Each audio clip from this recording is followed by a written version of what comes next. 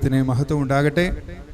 VOC ചാനലിൻ്റെ online convention നടക്കുന്ന ഈ ദിവസം കർത്താവിൻ്റെ മാറ്റമില്ലാത്ത വചനത്തിന് സാക്ഷ്യമാകുവാൻ വലിയവനായ ദൈവം എന്നെയും അവസരത്താൽ ചേർത്തതിനായിട്ട് ഞാൻ ദൈവത്തെ സ്തുതിക്കുന്നു, സ്തോത്രം ചെയ്യുന്നു.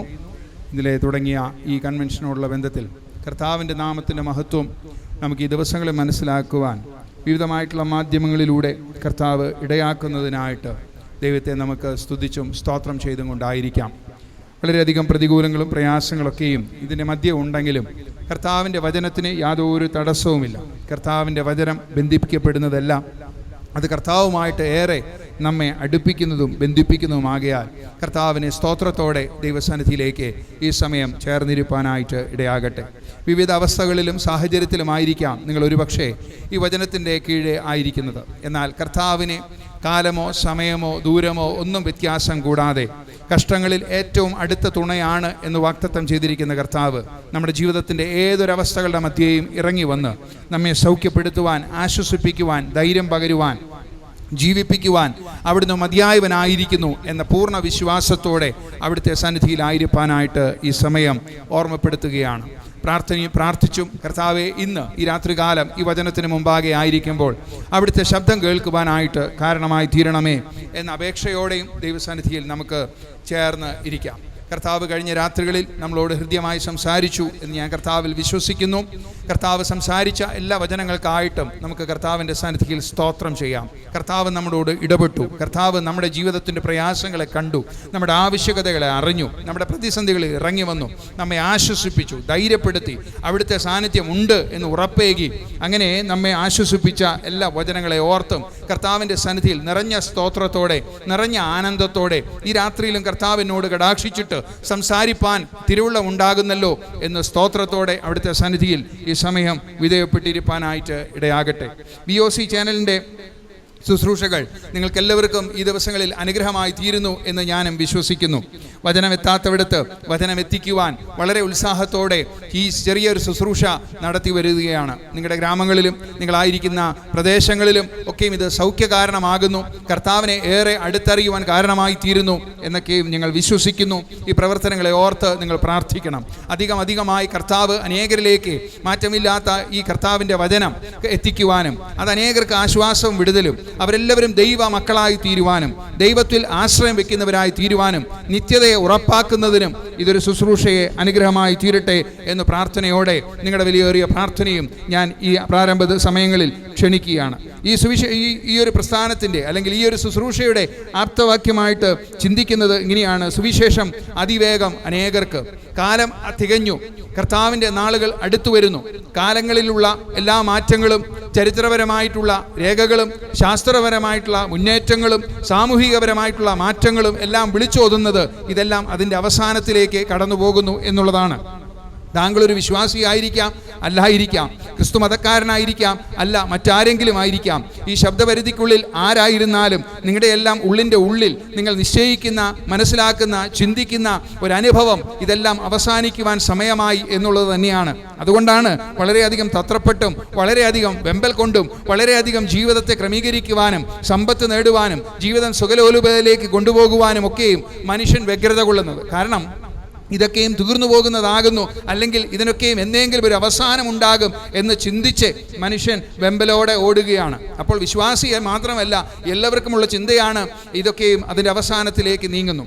വചനവും അത് തന്നെ പ്രഘോഷിക്കുന്നു. കാലം അതിൻ്റെ അന്ത്യത്തിലേക്ക് ഓടിപ്പോയിക്കൊണ്ടിരിക്കുന്നു. കാലം അതിൻ്റെ അവസാന സമയങ്ങളിലേക്ക് വളരെ തിടുക്കത്തോടെ ഓടിപ്പോയിക്കൊണ്ടിരിക്കുന്നു. ഇനിയും വംശം കാത്തിരിക്കുന്ന അത്യത്ഭുതകരമായിട്ടുള്ളൊരു സംഭവത്തിന് വേണ്ടി ചരിത്രം, മനുഷ്യർ, സമൂഹം എല്ലാം ഒരുങ്ങിക്കൊണ്ടിരിക്കുകയാണ്. അത് മനുഷ്യൻ്റെ പുനരുദ്ധാനമാണ്.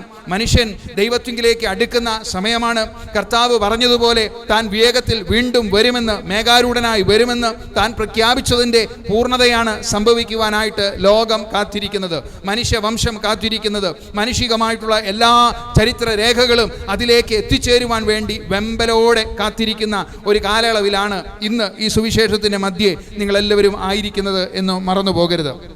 അതുകൊണ്ട് തന്നെ കാലം അതിൻ്റെ സമ്പൂർണ്ണതയിലേക്ക് കടന്നു വരുന്നതിന് മുമ്പ് കർത്താവിൻ്റെ വചനം ഒരിക്കൽ പോലും കേൾക്കാത്തവരുണ്ടാകരുത് എന്ന ആഗ്രഹത്തോടെയാണ് ഈ VOC ചാനൽ എന്ന ശുശ്രൂഷ മുന്നോട്ട് കൊണ്ടുപോകുന്നത്. സുവിശേഷം അതിവേഗം അനേകർക്കായി കാത്തിരിക്കുന്ന എല്ലാവർക്കും കർത്താവിൻ്റെ സദ്വർത്തമാനം അറിയണം എന്ന പ്രാർത്ഥനയോടെ ഈ ശുശ്രൂഷ നടന്നുകൊണ്ടിരിക്കുന്നു. നിങ്ങളുടെ വിലയേറിയ പ്രാർത്ഥനയെയും ഇതിലേക്ക് ഞങ്ങൾ ക്ഷണിക്കുകയാണ്, സ്വാഗതം ചെയ്യുകയാണ്.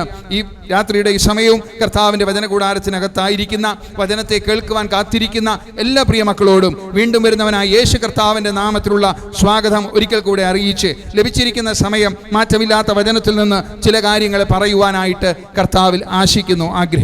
അതിനു മുമ്പ് ഒരു നിമിഷം നമ്മുടെ കണ്ണുകളെ അടച്ച് തിരുസാന്നിധിയിൽ നമ്മെ തന്നെ പരമേൽപ്പിച്ച്, കർത്താവെ, ഈ രാത്രി കാലം വെറുതെ നിന്റെ വചനം കേൾക്കുന്നത് അല്ലെങ്കിൽ വെറുതെ ഈ സമയം മെനക്കെടുത്തുന്നതായി തീരുവാൻ ഇടയാകരുത്.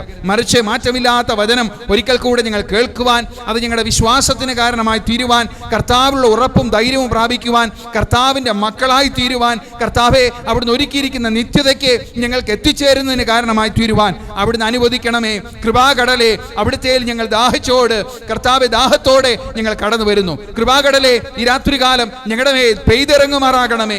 മഴയായി പെയ്തിറങ്ങിയതുപോലെ ഞങ്ങളുടെ ജീവിതത്തിൻ്റെ മേൽ, ഞങ്ങളുടെ ജീവിതത്തിൻ്റെ സാഹചര്യത്തിൻ്റെ മേൽ, ഞങ്ങളുടെ ആത്മാവിൻ മണ്ഡലങ്ങളിൽ കർത്താവെ ഞങ്ങളുടെ വിശ്വാസങ്ങളിൽ അവിടുന്ന് പകരുമാറാകണമേ എന്ന പ്രാർത്ഥനയോടെ ദൈവസന്നിധിയിൽ നമ്മെ തന്നെ വിധേയപ്പെടുത്തി ഒരുപക്ഷെ നാളുകളായി നിരാശപ്പെട്ടും ദുഃഖിച്ചും ഒക്കെ ഇരിക്കുന്നവരായിരിക്കാം ഈ ശബ്ദപരിധിക്കുള്ളിലായിരിക്കുന്നത്. എന്നാൽ കർത്താവിനോടൊന്ന് പറഞ്ഞാട്ടെ, കൃപാകടലേ, ഈ രാത്രികാലം എൻ്റെ മീതെ ഒന്ന് പെയ്തിറങ്ങണമേ. ഞാൻ കാത്തിരിക്കുന്നു, ദാഹത്തോടെ കാത്തിരിക്കുന്നു. അവിടുത്തെ രക്ഷയ്ക്കായി, അവിടുന്ന് ഞങ്ങൾക്ക് നൽകാനിരിക്കുന്ന വീണ്ടെടുപ്പിനായി ഞാൻ അതിദാഹത്തോടെ കാത്തിരിക്കുന്നു. കൃപാകടലേ, നിന്റെ തീരത്തു ഞാൻ അനേക നാളാകാംക്ഷയോടെ നിന്നേ. കൃപാകടലേ, നിന്റെ തീരത്തു ഞാൻ അനേക നാളാകാംക്ഷയോടെ നിന്നേ. മടങ്ങുകയില്ലിവിടും നീനി ഞാൻ, മടങ്ങുകയില്ലിനി വിടുന്നു ഞാൻ. പ്രവാഹമെന്മേൽ നിൻ പ്രവാഹമെന്മേൽ, നിൻ പ്രവാഹമെന്മേൽ ഒഴുക്കാതിരുന്നാൽ. പ്രവാഹമെന്മേൽ, നിൻ പ്രവാഹമെന്മേൽ, നിൻ പ്രവാഹമെന്മേൽ ഒഴുക്കാതിരുന്നാൽ. കർത്താവിനോട് പറഞ്ഞാട്ടെ, ആ പ്രവാഹം, ആ ജീവന്റെ ജലനദി ഇന്ന് രാത്രികാലം എൻ്റെ മേൽ ഒഴുക്കണമേ, എൻ്റെ മേൽ ഒഴുക്കണമേ. നീ ഒഴുക്കാതിരുന്നാൽ, ആ പ്രവാഹത്തിൻ്റെ ജീവജലനദിയുടെ പ്രവാഹം എന്നിലേക്ക് ഒഴുക്കാതിരുന്നാൽ എനിക്ക് പോകാൻ മറ്റൊരിടവുമില്ല കർത്താവേ, എനിക്ക് പോകാൻ മറ്റൊരിടവുമില്ല കർത്താവേ. എൻ്റെ ജീവിതത്തിൻ്റെ പ്രതിസന്ധികൾക്ക് ഒരു ഉത്തരവും കേൾക്കാനായിട്ടില്ല കർത്താവേ. അതുകൊണ്ട് കർത്താവേ, അജീവന്റെ പ്രവാഹത്തിൽ നിന്ന് എന്നിലേക്ക് ഒഴുക്കണമേ. പ്രവാഹമെന്മേൽ, നിൻ പ്രവാഹമെന്മേൽ, നിൻ പ്രവാഹമെന്മേൽ ഒഴുക്കിയിടണമേ. നിൻ പ്രവാഹമെന്മേൽ, നിൻ പ്രവാഹമെന്മേൽ, നിൻ പ്രവാഹമെന്മേൽ ഒഴുക്കിയിടണമേ. പ്രിയ കർത്താവേ, നല്ല ദൈവമേ, ഈ രാത്രിയുടെ സമയത്ത് ദൈവസന്നിധിയിലേക്ക് ഞങ്ങൾ കടന്നു വരുന്നു. കർത്താവേ, ഞങ്ങൾ പാടിയതുപോലെ ആ കൃപയുടെ പ്രവാഹം ഒരിക്കൽ കൂടെ ഞങ്ങളുടെ മേലൊന്ന് പ്രവഹിക്കുമാറാകണമേ. അവിടുത്തെ ജീവജല നദിയിൽ നിന്ന് ഞങ്ങളുടെ ദാഹം തൃപ്തിയാകുവോളം കർത്താവേ, ഞങ്ങളിൽ നിന്ന് തിരുവെഴുത്തിൻ പ്രകാരം ജീവന്റെ ജലനദി ഉറവാകുന്നത് വരെയും ജീവന്റെ പ്രവാഹത്താ ഞങ്ങളെ ഒന്ന് ആഴ്ത്തണമേ, നിറയ്ക്കണമേ. കർത്താവേ, പ്രതിസന്ധികൾ അനവധിയുണ്ട്, ഭാരങ്ങൾ അനവധിയുണ്ട്, ബുദ്ധിമുട്ടുകളും ഞെരുക്കങ്ങളും ജീവിതത്തിലുണ്ട്. എന്നാൽ ഈ രാത്രി കാലം ആ ജീവന്റെ ജലനദി ഒന്ന് ഒഴുകിയിട്ട് ഞങ്ങളിൽ അശുദ്ധികളെല്ലാം നീക്കിയിട്ട്, ഞങ്ങൾ തിന്മപ്പെട്ടതെല്ലാം നീക്കിയിട്ട് അവിടുത്തെ വിശുദ്ധിയാലൊന്ന് നിറയ്ക്കുവാൻ, അവിടുത്തെ ജീവനാ ഞങ്ങളൊന്ന് നിറയപ്പെടുവാൻ, കർത്താവിനെ മഹത്വപ്പെടുത്തുവാൻ ഈ രാത്രിയിൽ കർത്താവെ നീ കൃപ ചെയ്യണമേ എന്ന് താഴ്മയോടെ പ്രാർത്ഥിക്കുന്നു. ശബ്ദപരിധിക്കുള്ളിലായിരിക്കുന്ന എല്ലാ കുടുംബങ്ങളെയും വ്യക്തികളെയും കർത്താവ് നീ ആശീർവദിക്കണമേ. നിന്റെ വചനം അയച്ച് അവർക്ക് സൗഖ്യമുണ്ടാകുവാൻ, കർത്താവിൽ ജീവൻ പ്രാപിപ്പാൻ, അവിടുന്ന് തുണയ്ക്കണമേ എന്ന് പ്രാർത്ഥിക്കുന്നു. പ്രാർത്ഥന കേട്ടതിനായിട്ട് നന്ദി പറയുന്നു. എല്ലാ ബഹുമാനവും അങ്ങേക്ക് നൽകുന്നു. യേശു കർത്താവിൻ്റെ നാമത്തിൽ യാചിക്കുന്നു. ദയ തോന്നണം നല്ല പ്രിയ പിതാവേ. ആമേൻ. വചന കേൾവിക്കായിട്ട് നമുക്ക് നമ്മെ തന്നെ ഒരുക്കാം. 1 കൊരിന്ത്യർക്ക് എഴുതിയ ലേഖനം 15-ാം അധ്യായം അതിൻ്റെ 12 തുടങ്ങിയുള്ള 19 വരെയുള്ള വാക്യങ്ങൾ വായിക്കുവാനായിട്ട് കർത്താവിൽ ആഗ്രഹിക്കുന്നു. 1 കൊരിന്ത്യർക്ക് എഴുതിയ ലേഖനം 15-ാം അധ്യായം 12 മുതൽ 19 വരെയുള്ള വാക്യങ്ങൾ ഇങ്ങനെ വായിക്കുന്നു. ക്രിസ്തു മരിച്ചിട്ട് ഉയർത്തെഴുന്നേറ്റു എന്ന് പ്രസംഗിച്ചു വരുന്ന അവസ്ഥയ്ക്ക് മരിച്ചവരുടെ പുനരുദ്ധാനം ഇല്ല എന്ന് നിങ്ങളിൽ ചിലർ പറയുന്നത് എങ്ങനെ? മരിച്ചവരുടെ പുനരുദ്ധാനം ഇല്ല എങ്കിൽ ക്രിസ്തുവും ഉയർത്തിട്ടില്ല. ക്രിസ്തു ഉയർത്തെഴുന്നേറ്റിട്ടില്ല എങ്കിൽ ഞങ്ങളുടെ പ്രസംഗം വ്യർത്ഥം, നിങ്ങളുടെ വിശ്വാസവും വ്യർത്ഥം. മരിച്ചവർ ഉയർക്കുന്നില്ല എന്ന് വരികിൽ ദൈവം ഉയർപ്പിച്ചിട്ടില്ലാത്ത ക്രിസ്തുവിനെ അവൻ ഉയർപ്പിച്ചു എന്ന് ദൈവത്തിന് വിരോധമായി സാക്ഷ്യം പറയുകയാൽ ഞങ്ങൾ ദൈവത്തിന് കള്ളസാക്ഷികൾ എന്ന് വരും. മരിച്ചവർ ഉയർക്കുന്നില്ല എങ്കിൽ ക്രിസ്തുവും ഉയർത്തിയിട്ടില്ല. ക്രിസ്തു ഉയർത്തിയിട്ടില്ല എങ്കിൽ നിങ്ങളുടെ വിശ്വാസം വ്യർത്ഥമത്രേ. നിങ്ങൾ ഇന്നും നിങ്ങളുടെ പാപങ്ങളിൽ ഇരിക്കുന്നു. ക്രിസ്തുവിൽ നിദ്ര കൊണ്ടവരും നശിച്ചുപോയി. നാം ഈ ആയുസ്സിൽ മാത്രം ക്രിസ്തുവിൽ പ്രത്യാശ വെച്ചിരിക്കുന്നു എങ്കിൽ സകല മനുഷ്യരിലും അരിഷ്ടന്മാരത്രേ. വായിച്ചു കേട്ടത് കർത്താവിൻ്റെ തിരുവെഴുത്ത്. 1 കൊരിന്ത്യർക്ക് എഴുതിയ ലേഖനം 15-ാം അധ്യായം യേശു ക്രിസ്തുവിൻ്റെ ഉയർപ്പ് അതിൻ്റെ യാഥാർത്ഥ്യം വിളിച്ചോതുന്നതാണ്. ഇവിടെ കൊരിന്ത്യർ സഭയിൽ ഉണ്ടായിരുന്ന ഒരു പ്രശ്നത്തെ അഭിമുഖീകരിച്ചുകൊണ്ട് വിശുദ്ധ പൗലോസ് ആ സഭയോട് തൻ്റെ ലേഖനത്തിലൂടെ പ്രബോധിപ്പിക്കുന്നതാണ് പ്രതിപാദ്യ വിഷയം. യേശു ക്രിസ്തുവിൻ്റെ ഉയർപ്പിൻ്റെ യാഥാർത്ഥ്യം അതാണ് ഈ 15-ാം അധ്യായത്തിൽ. എപ്രകാരമാണ് ഉയർപ്പുണ്ടാകുന്നത്? അതിനാധാരമായി യേശു ക്രിസ്തുവിൻ്റെ ഉയർപ്പാണ് ഒരു മോഡലായിട്ടുള്ളത്. യേശു ക്രിസ്തു ഉയർത്തെഴുന്നേറ്റിരിക്കുന്നു. അതിനാൽ വിശ്വസിക്കുന്ന ഏവർക്കും അപ്രകാരം ഒരു ഉയർപ്പുണ്ട് എന്ന് പ്രഘോഷിക്കപ്പെടുന്ന ഒരു വേദഭാഗമാണ് ഇന്ന് ഈ രാത്രികാലം നിങ്ങളുമായിട്ട് പങ്കുവയ്ക്കുവാൻ കർത്താവ് എൻ്റെ ഹൃദയത്തിൽ ഒരു പ്രകാശനം തന്നത്. ഇവിടെ പറയുന്നു, യേശു ക്രിസ്തു മരിച്ചിട്ട് ഉയർത്തെഴുന്നേറ്റിരിക്കുന്നു എന്ന അവസ്ഥയ്ക്ക് ചിലർ വിശ്വസിക്കുന്നു അങ്ങനെ ഒന്ന് സംഭവിച്ചിട്ടില്ല. നമ്മൾ ഈ ജീവിക്കുന്ന കാലഘട്ടത്തിൻ്റെ യാഥാർത്ഥ്യവും അങ്ങനെ തന്നെയാണ്. നമുക്ക് മനസ്സിലാക്കാൻ കഴിയുന്നത് മരിച്ചിട്ട് ഉയർത്തെഴുന്നേൽക്കുന്ന അനുഭവമില്ല എന്ന് പറയുന്ന ഒരുപാട് പേർ നമുക്ക് മധ്യേ ഉണ്ട്. ചിലരെല്ലാം വിശ്വാസത്തിൽ പ്രാരംഭ കാലഘട്ടങ്ങളിൽ അങ്ങനെ പറഞ്ഞു വന്നിരുന്നു. എന്നാൽ പിന്നീട് ആ യാഥാർത്ഥ്യത്തെ മറച്ച്, അല്ലെങ്കിൽ ലോകത്തിൽ കാണുന്ന നാട്ടുനടപ്പ്, ലോകത്തിൽ കാണുന്ന ആചാരങ്ങൾ, ലോകത്തിൽ കാണുന്ന വ്യവസ്ഥകളെല്ലാം വെച്ചിട്ട് അവരെ വിശ്വാസം തണുത്തുറഞ്ഞു പോയത് കൊണ്ടായിരിക്കാം ചിലർ അങ്ങനെ ചിന്തിക്കുന്നു. അങ്ങനെ ഉയർപ്പിൻ്റെ യാഥാർത്ഥ്യം അത്ര പ്രധാനമൊട്ടതല്ല. ഇങ്ങനെയൊക്കെയും അങ്ങനെ കാലങ്ങൾ അങ്ങനെ കഴിഞ്ഞു പോകും. കുറേ കാലങ്ങൾക്ക് ശേഷം നാം ഒന്നുമല്ലാതെയായി പോകും, എല്ലാം തീരും എന്നൊക്കെയും വിചാരിക്കുന്ന കൂട്ടർ നമുക്ക് മധ്യേയുമുണ്ട്. ഇന്ന് ആ കാലഘട്ടത്തിൽ കൊരിന്ത്യർ സഭ ഉണ്ടായിരുന്ന ആ കാലഘട്ടത്തിലും ചിലരെല്ലാം വിശ്വസിച്ചും പറഞ്ഞും വന്നിരുന്ന ഒരു യാഥാർത്ഥ്യത്തെ പൗലോസ് അപ്പോസ്തലൻ ഖണ്ഡിതമായി സംസാരിക്കുന്നതാണ് ഇവിടെ പ്രതിവാദി വിഷയം. ചിലർ പറയുന്നു അങ്ങനെ ഇല്ല, ഉയർപ്പില്ല എന്ന്. അങ്ങനെ ഉയർപ്പില്ല എങ്കിൽ എന്തൊക്കെയാണ് സംഭവിക്കാനായിട്ടിരിക്കുന്നത് എന്നുള്ള ചില കാര്യങ്ങൾ ഇവിടെ പൗലോസ് അപ്പോസ്തലൻ വ്യക്തമാക്കുന്നു. പൗലോസ് അപ്പോസ്തലൻ പറയുന്നത് അങ്ങനെ ഉയർപ്പ് ഇല്ല, ഉയർപ്പെന്നൊരു യാഥാർത്ഥ്യം ഇല്ല എങ്കിൽ ഞങ്ങൾ പ്രസംഗിക്കുന്നത് വ്യർത്ഥമാണ്, ഞങ്ങൾ വിശ്വസിക്കുന്നത് വ്യർത്ഥമാണ്, നമ്മൾ ഇപ്പോഴും പാപത്തിൽ തന്നെ നിലനിൽക്കുന്നു. ഉയർപ്പിക്കാത്ത ദൈവം ഉയർപ്പിച്ചു എന്ന് ഒരു അപവാദം കൂടെ, അല്ലെങ്കിൽ ദൈവത്തിൻ്റെ നാമത്തെ ദുഷിക്കുക കൂടെ ചെയ്യുന്നു. മാത്രമല്ല, ഈ ലോകത്തിലെ പ്രത്യാശയ്ക്കായിട്ട് നമ്മൾ പ്രത്യാശിച്ചും പ്രതീക്ഷിച്ചും തിന്നും കുടിച്ചും അറുത്തും മുടിച്ചും ഒക്കെ അങ്ങേ ജീവിച്ചു പോകുന്നു. ഒരു യാഥാർത്ഥ്യം ഉണ്ടാകും. എന്നാൽ അങ്ങനെയല്ലാത്തത് കൊണ്ട് ഈ പ്രസംഗത്തിന് പ്രസക്തിയുണ്ട്. അങ്ങനെയല്ലാത്തത് കൊണ്ട് യേശു ക്രിസ്തു ഉയർത്തത് കൊണ്ട് വിശ്വാസത്തിന് പ്രസക്തിയുണ്ട്. യേശു ഉയർത്തെഴുന്നേറ്റിരിക്കുന്നത് കൊണ്ട് സത്യവാനായിരിക്കുന്ന ദൈവം യേശു ക്രിസ്തുവിനെ ഉയർപ്പിച്ചതിലൂടെ അവിടുന്ന് നിത്യനാണ്, അവിടുന്ന് സത്യനാണ്, അവിടുന്ന് സനാതനാണ് എന്ന് വിളിച്ചു പറയുകയാണ്. മാത്രമല്ല, മരിച്ചവർക്കെല്ലാം ഒരു പുനരുദ്ധാനം ഉണ്ട് എന്നിരിക്കെ ഈ ലോകത്തോടുകൂടെ തീരുന്ന യാഥാർത്ഥ്യത്തിലല്ല നാം ഓരോരുത്തരും ജീവിക്കുന്നത് എന്നും കൂടെ ഇവിടെ ഓർമ്മപ്പെടുത്തുകയാണ്. ഇവിടെ ആദ്യം പറയുന്നു, താൻ പറയുകയാണ്, നമ്മുടെ പ്രസംഗം യേശു ഉയർത്തെഴുന്നേറ്റില്ലെങ്കിൽ വ്യർത്ഥമാണ്.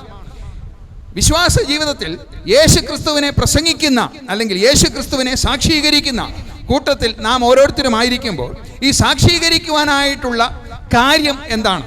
യേശുവിനെ കുറിച്ച് ഇത്രമാത്രം കാലങ്ങൾക്ക് അതീതമായി, സാഹചര്യങ്ങൾക്ക് അതീതമായി യേശു മാത്രം, യേശു തന്നെ ഏക രക്ഷകൻ, യേശു തന്നെ വീണ്ടും വരുന്നവൻ എന്നൊക്കെയും പ്രഘോഷിക്കുവാനായിട്ടുള്ള കാരണം, ഇവിടെ പൗലോസ് അപ്പോസ്തലൻ പറയുന്നത് അപ്രകാരം ഒരു പ്രസംഗം ഉണ്ടാകുവാനുള്ള കാരണം, അല്ലെങ്കിൽ അപ്രകാരം ഒരു പ്രസംഗത്തിനുള്ള പ്രസക്തി എന്തെന്ന് വെച്ചാൽ, കർത്താവ് മരിച്ചു എന്നുള്ളത് മാത്രമല്ല, അവൻ മരിച്ചിട്ട് ഉയർത്തെഴുന്നേറ്റിരിക്കുന്ന സദ്വർത്തമാനമാണ് പ്രസംഗത്തിന്റെ അടിസ്ഥാനപരമായിട്ടുള്ള കാരണം. ഇവിടെ ഒരു ചാനൽ കർത്താവിൻ്റെ വേലയോടുള്ള ബന്ധത്തിൽ കർത്താവിൻ്റെ ഈ സുവിശേഷം, സദ്വർത്തമാനം ലോകമെമ്പാടും എവിടെയെങ്കിലുമൊക്കെ എത്തിച്ചേരണമെന്ന് ആഗ്രഹിക്കുന്നത് കാരണം പ്രസംഗിക്കുവാൻ ഒരു വിഷയമുള്ളത് കൊണ്ടാണ്. നിങ്ങൾക്ക് താൽക്കാലികമായൊരു സമാധാനമോ, താൽക്കാലികമായൊരു വിടുതലോ, താൽക്കാലികമായൊരു സന്തോഷമോ, ഒരു മാനസിക സുഖമോ അല്ലെങ്കിൽ ഒരു സംതൃപ്തിയോ മാത്രത്തിൽ ഒതുങ്ങി നിൽക്കുവാൻ വേണ്ടിയല്ല, മറിച്ചിട്ട് അതിനേക്കാൾ ഏറെ ആഴമായ, അതിനേക്കാൾ ഏറെ ജീവൻ പകരുന്നതായിരിക്കുന്ന ഒരു യാഥാർത്ഥ്യ അനുഭവം യേശു ക്രിസ്തുവിൻ്റെ ഉയർത്തെഴുന്നേൽപ്പാണ് എന്ന് വിളിച്ചു പറയുവാനാണ്. യേശു ക്രിസ്തു ഉയർത്തെഴുന്നേറ്റ അന്ന് പ്രഭാതത്തിൽ തന്നെ ശുശ്രൂഷിക്കുവാനായിട്ട് ചില സഹോദരിമാർ കടന്നു വന്നതായിട്ട് ലൂക്കോസിൻ്റെ സുവിശേഷം നമ്മൾ 24-ാം അധ്യായത്തിലും 23-ാം അധ്യായത്തിലും, അതുപോലെ തന്നെ മർക്കോസിൻ്റെ സുവിശേഷം 15-ാം അധ്യായത്തിലും, മത്തായിയുടെ സുവിശേഷം അതിൻ്റെ 23 അധ്യായങ്ങളിലൊക്കെ നമ്മൾ വായിക്കുന്നുണ്ട്, 27 അധ്യായങ്ങളിലൊക്കെ നമ്മൾ വായിക്കുന്നുണ്ട്. അവിടെ വായിക്കുന്നത്, അവർ നന്നേ പുലർച്ചെ യേശു കർത്താവിനെ ശുശ്രൂഷിക്കുവാൻ വേണ്ടി, എന്ന് വെച്ചാൽ യേശു കർത്താവ് മരിച്ചു, കല്ലറയിൽ അടക്കപ്പെട്ടു. അത് ശബത്തിൻ്റെ ഒരുക്ക നാളായതുകൊണ്ട് വേണ്ടുന്ന ശുശ്രൂഷകളൊന്നും അത്രയും പൂർത്തീകരണത്തിൽ ചെയ്യുവാൻ അവർക്ക് സാധ്യമല്ലാത്തതുകൊണ്ട് അവർ പിറ്റേന്നാൾ ശബത്ത് കഴിഞ്ഞിട്ട് നന്നേ പുലർച്ചെ അവർ കർത്താവിൻ്റെ കല്ലറകളിലേക്ക് ആ ശുശ്രൂഷ നിറവേറ്റുവാൻ വേണ്ടി കടന്നു പോകുന്നു. അവിടെ കടന്നു പോകുന്ന മാത്രയിലാണ് യേശു ക്രിസ്തുവിൻ്റെ ഉയർപ്പ് എന്ന യാഥാർത്ഥ്യം അവർ മനസ്സിലാക്കുന്നത്. പ്രാരംഭത്തിൽ അവർക്ക് വിശ്വാസമല്ല ഉണ്ടായത്, പരിഭ്രമമാണ് ഉണ്ടായത്. പ്രാരംഭത്തിൽ അവിടെ വായിക്കുന്നു, അവർക്ക് പരിഭ്രമമുണ്ടായി, ഭയമുണ്ടായി. അവർ ഓടിച്ചെന്ന് യേശു കർത്താവിൻ്റെ ശിഷ്യന്മാരെ അറിയിക്കുന്നു. അവരും വന്ന് അത് കാണുന്നു, ആ യാഥാർത്ഥ്യത്തെ മനസ്സിലാക്കുന്നു. അവിടെ യഥാർത്ഥത്തിൽ ഉയർത്തെഴുന്നേറ്റിരിക്കുന്ന സത്യം അവർക്കും ബോധ്യമാകുന്നു. അവർ കണ്ട് ബോധ്യമായി വിശ്വസിക്കുന്നു യേശു ക്രിസ്തു ഉയർത്തെഴുന്നേറ്റിരിക്കുന്നു എന്ന്. അങ്ങനെ അത് അവർക്ക് ലഭിച്ചപ്പോൾ അവർ ചെയ്തത്, അവർ ഓടി നടന്ന് ഈ സന്തോഷത്തെ അവർ പ്രഘോഷിച്ചു കൊണ്ടിരുന്നു. അവർ കടന്നുപോയ ദേശങ്ങളിൽ, അവിടുന്ന് കടന്നുപോയ ഇടങ്ങളിൽ എല്ലാം ഇത് ഉദ്ഘോഷിച്ചു കൊണ്ടിരുന്നു. ചിലർ പറയുന്നത് ഇതൊരു ചരിത്ര സത്യമേ അല്ല, ഇതിൽ ചരിത്രമില്ല, ഇത് കാലകാലങ്ങളായി വിശ്വാസത്തിൻ്റെ പേരിൽ മതങ്ങൾ കെട്ടിച്ചമച്ചുണ്ടാക്കിയ ഒരു കഥയായിട്ടൊക്കെയും ചിലർ ഇതിനെ ചിന്തിക്കാറുണ്ട്, അല്ലെങ്കിൽ പറയാറുണ്ട്. എന്നാൽ ചരിത്രം എന്ന് പറയുന്നത് അത് രേഖപ്പെടുത്തിയ, അതിൽ നിന്ന് ആരംഭിക്കുന്നതാണ്. രേഖപ്പെടുത്തി എന്ന് പറയുമ്പോൾ ഇത് ആര് രേഖപ്പെടുത്തി എന്നുള്ളത് വളരെ പ്രധാനപ്പെട്ട വിഷയമാണ്. നമ്മുടെ കോടതികളിലും ആദ്യം സ്ക്രൂട്ടനൈസ് ചെയ്യുമ്പോൾ, കേസെല്ലാം പഠിച്ച് അതിൻ്റെ ജഡ്ജി അതിന് വിധി പറയുന്നതിന് മുമ്പ് അത് കണ്ട ആളുകളെ വിസ്തരിക്കുന്ന ഒരു അനുഭവമുണ്ട്. കണ്ട ആളുകൾ പറയുന്നത് അത് വാലിഡാണ്, കണ്ട ആളുകൾ അതിനെ സാക്ഷ്യപ്പെടുത്തുന്നത് അത് മുഖ്യ സാക്ഷ്യമായി എടുത്ത് അതിൻ്റെ അടിസ്ഥാനത്തിൽ ചില വിധിയെല്ലാം പ്രഖ്യാപിക്കുന്നത് നമ്മൾ കേട്ടിട്ടുണ്ട്. നമ്മുടെ നാട്ടിൽ നടക്കുന്ന നീതി വ്യവസ്ഥയുടെ ഒരു ഭാഗമാണ് ഇത്. ആരാണ് എഴുതിയത്, ആരാണിത് പറഞ്ഞത് എന്നൊക്കെയും പറയുമ്പോൾ ഇത് പ്രഥമ ദൃഷ്ടിയാൽ കണ്ടവർ, അല്ലെങ്കിൽ ആദ്യം ഇത് അനുഭവിച്ചവർ, ആദ്യം ഇത് കണ്ടവർ, അവർ ഇതിനെക്കുറിച്ചൊന്നും മറഞ്ഞു നിന്നില്ല, ഇതൊന്നും മറവായി വെച്ചില്ല. അവർ സന്തോഷത്തോടെ യേശു ക്രിസ്തുവിൻ്റെ ഉയർത്തെഴുന്നേൽപ്പിനെ അവർ ഓടിച്ചെന്ന് പറഞ്ഞു. അവർ അവരുടെ പുസ്തകങ്ങളിൽ എഴുതി വെച്ചു. അവർ രേഖപ്പെടുത്തിയിരിക്കുന്ന പുസ്തകങ്ങളായ ചരിത്ര പുസ്തകങ്ങൾ എന്ന് വിശേഷിപ്പിക്കാൻ കഴിയുന്ന സുവിശേഷ ഭാഗങ്ങൾ മത്തായി സുവിശേഷത്തിലും മർക്കോസ് സുവിശേഷത്തിലും ലൂക്കോസ് സുവിശേഷത്തിലും യോഹന്നാന്റെ സുവിശേഷത്തിലും അവർ രേഖപ്പെടുത്തി വെച്ചു. എന്താ അവർ രേഖപ്പെടുത്തിയത്? ഞങ്ങളുടെ കണ്ണുകൊണ്ട് ഞങ്ങളുടെ അരിമനാഥനായിരിക്കുന്ന യേശു ക്രിസ്തു ഉയർത്തെഴുന്നേറ്റിരിക്കുന്നു എന്ന് ഞങ്ങൾ കണ്ണാലെ കണ്ടു. അതുകൊണ്ട് ഇത് ചരിത്രങ്ങൾക്ക് കാലങ്ങൾക്ക് ശേഷം കെട്ടിച്ചമച്ചുണ്ടാക്കിയ ഒരു കഥയല്ല, കെട്ടിച്ചമച്ചുണ്ടാക്കിയ ഒരു തോന്നലല്ല, ആർക്കെങ്കിലും വെളിപ്പെട്ട് കിട്ടിയ, ആർക്കെങ്കിലും ബോധത്തിൽ തോന്നിയ ഒരു അനുഭവമല്ല. മറിച്ച് അന്ന് പുലർച്ചെ കാലത്ത് കുറെ സ്ത്രീകൾ അവിടെ കടന്നുപോയി. അവർ കണ്ട് പരിഭ്രമിച്ച് ഇത് തൻ്റെ ശിഷ്യന്മാരോട് വന്ന് പറഞ്ഞു. ഇത് എഴുതിയിരിക്കുന്നത് യോഹന്നാൻ സുവിശേഷം 20-ാം അധ്യായം. അവിടെ വായിച്ചു കഴിഞ്ഞാൽ ഞാൻ പറഞ്ഞിരിക്കുന്നതിൻ്റെ ചുരുക്കം അവിടെ രേഖപ്പെടുത്തിയിരിക്കുന്നതായിട്ട് കാണാം. അതിൻ്റെ ചരിത്ര രേഖ അവിടെ രേഖപ്പെടുത്തിയിരിക്കുന്നതായി കാണാം. അവർ അത് കണ്ടിട്ട് ആശ്ചര്യപ്പെട്ട് ശിഷ്യന്മാരോട് വന്ന് പറയുന്നു. അവർ ചെന്നു, കല്ലറ തുറന്നിരിക്കുന്നത് കണ്ടു, അകത്തേക്ക് പ്രവേശിച്ചു. അകത്തേക്ക് പ്രവേശിച്ചപ്പോൾ തന്നെ ചുറ്റിയിരുന്ന ശീലകൾ മടക്കി ഒരു വശത്ത് വെച്ചിരിക്കുന്നതായി അവർ കണ്ടു. അതുപോലെ തന്നെ തൻ്റെ ശിരസിൽ ചുറ്റിയിരുന്ന റൂമാലുകൾ അതും ചുരുട്ടി മടക്കി ഒരു വശത്ത് മടക്കി വെച്ചിരിക്കുന്നതായി കണ്ടു. അവർ കണ്ടു എന്നിരിക്കെ അവർ കണ്ടതുപോലെ അതിനെ രേഖപ്പെടുത്തി വെച്ചു. ഞങ്ങളത് കണ്ടു, ഞങ്ങൾ കണ്ടതിൻ്റെ സാക്ഷികളാണ്, ഞങ്ങളത് വിശ്വസിക്കുന്നു, ഞങ്ങളതിന് സാക്ഷികളാണ് എന്ന് യോഹന്നാൻ രേഖപ്പെടുത്തിയിരിക്കുന്നു. എന്നാൽ ആദ്യമസഭയുടെ ഉദ്ഘാടന ദിവസം പരിശുദ്ധാത്മാവിൽ നിറയപ്പെട്ട ശിഷ്യന്മാർ എഴുന്നേറ്റ് നിന്നപ്പോൾ പത്രോസ് ഘോരം പ്രഘോഷിച്ചു പറഞ്ഞത്, നിങ്ങൾ ക്രൂശിച്ചവരായിരിക്കുന്ന ക്രിസ്തുവിനെ ദൈവം തന്റെ മഹത്വത്തിന് പ്രകാരം അവനെ ഉയർത്തെഴുന്നേൽപ്പിച്ചു, അതിന് ഞങ്ങൾ സാക്ഷികളാകുന്നു. 12 ശിഷ്യന്മാർ മരിച്ചതിനെ കുറിച്ചിട്ട് ചരിത്രത്തിൽ രേഖയുണ്ട്. ആരും സ്വാഭാവിക മരണം മരിക്കപ്പെട്ടവർ ആരുമില്ല. വളരെ ഒരുവൻ മാത്രം, അല്ലെങ്കിൽ യോഹന്നാനെ കുറിച്ചിട്ട് അങ്ങനെ ചിന്തിക്കുന്നു, തനിക്കൊരു സ്വാഭാവിക മരണമായിരുന്നു ഉണ്ടായിരുന്നെന്ന് ചിന്തിക്കുന്നു. എന്നാൽ മറ്റുള്ളവരെല്ലാം വളരെ പ്രയാസത്തോടെ വാളിനാൽ അറക്കപ്പെട്ടു, ശിരസ് ഛേദിച്ചു, തലകീഴായി ക്രൂശിക്കപ്പെട്ടു, തിളച്ച എണ്ണയിൽ വേവിച്ചു കളഞ്ഞു, ജീവനോടെ കത്തിച്ചു കളഞ്ഞു. അങ്ങനെ വിചിത്രമായ അതിക്രൂരമായ പീഡനങ്ങളിലൂടെ മരിച്ചു. അവർ എന്തിനു വേണ്ടി മരിച്ചു? കാൽവറിയിലെ ക്രൂശുമരം യേശു ക്രിസ്തുവിനെ കൊല ചെയ്തു, അവനെ ക്രൂശിച്ചു, അവനെ അടക്കം ചെയ്തു, അതോടുകൂടെ കഥ അവസാനിച്ചു.